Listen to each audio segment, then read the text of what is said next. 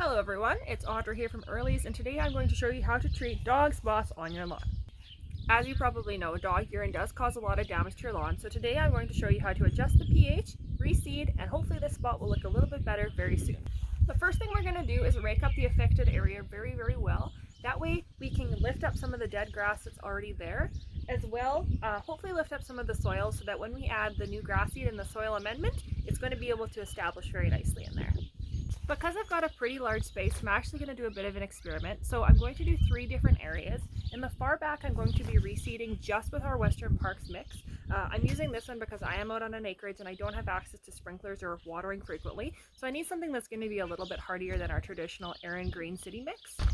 In the second area behind me, I'm actually going to be reseeding with the Western Parks mix as well, but I'm also going to be using dolomitic lime. This is what's going to adjust the pH of the soil and hopefully make it a little bit more inhabitable for the new grass seed to start growing. In the third spot closest to the camera, I'll also be reseeding with Western Parks. As well, I'll be using After Dog instead of dolomitic lime. This product would kind of do the same thing as the dolomitic lime, but this one's going to activate biochar to absorb and transform the damaged ammonia in your dog's urine. So again, it's going to help make the soil a little bit better for the new seed and hopefully look really good. The last step before watering is I'm going to apply a little bit of topsoil onto the areas just because my ground is really tightly packed and I want to make sure that the seed has something to grab onto and start for germination. So I'm going to sprinkle this onto all of the area and then rake it in, and then we'll do some watering. Alright, the most important step is making sure that you keep this area well watered for at least a week. In order for that grass seed to germinate, it's going to need moisture.